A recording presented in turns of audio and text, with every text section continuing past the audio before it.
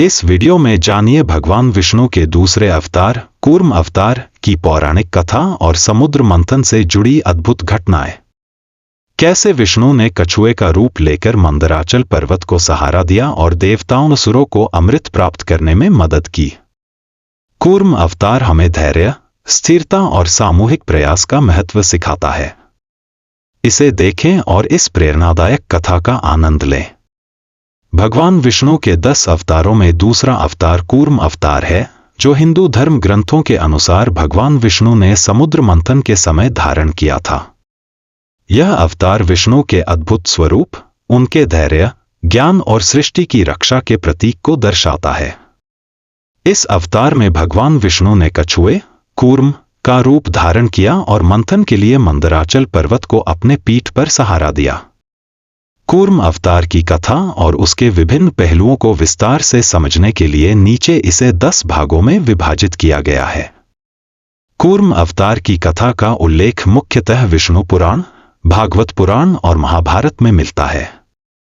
जब देवताओं और असुरों के बीच अमृत प्राप्त करने के लिए समुद्र मंथन का आयोजन हुआ, तो मंदराचल पर्वत को मंथनदंड के रूप में उपयोग किया गया। लेकिन पर्वत समुद्र में डूबने लगा। तब भगवान विष्णु ने कछुए का रूप धारण किया और पर्वत को अपनी पीठ पर स्थिरता प्रदान की। एक बार ऋषि दुर्वासा के श्राप के कारण इंद्रदेव और अन्य देवताओं की शक्तियां क्षीण हो गईं।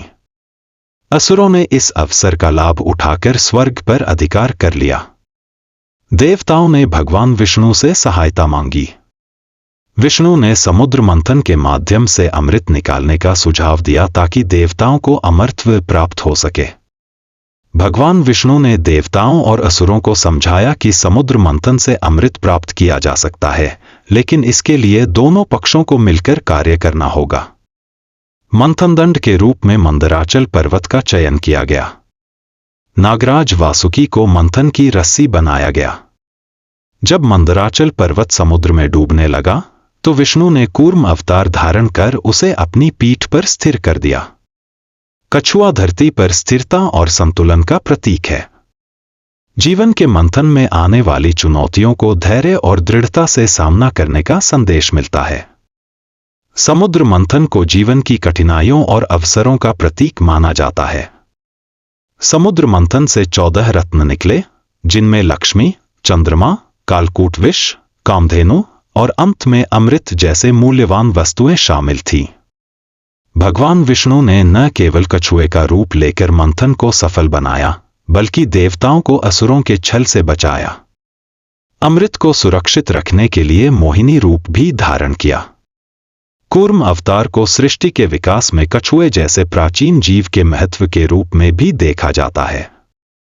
यह संकेत करता है कि जीवन जल से उत्पन्न हुआ और क्रमशः धरती पर विकसित हुआ।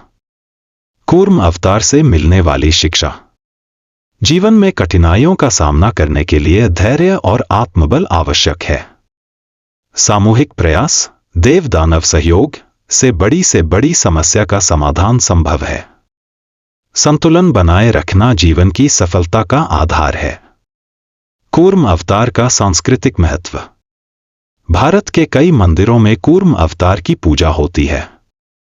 यह अवतार विशेष रूप से विष्णु भक्तों के बीच लोकप्रिय है और इसे भगवान विष्णु की असीम कृपा का प्रतीक माना जाता है। कूर्म अवतार और आधुनिक जीवन। कूर्म अवतार हमें यह सिखाता है कि चाहे परिस्थितियां कितनी भी कठिन क्यों न हों, हमें अपने कर्तव्यों का पालन करते रहना चाहिए। यह अवतार पर्यावरण संरक्षण, संतुलित जीवन और सहनशीलता के महत्व को भी रेखांकित करता है। भगवान विष्णु का कूर्म अवतार हमें सिखाता है कि किसी भी बड़ी चुनौती का समाधान धैर्य, ज्ञान और सामूहिक प्रयास से किया जा सकता है। यह अवतार जीवन में स्थिरता और संतुलन बनाए रखने का संदेश देता है।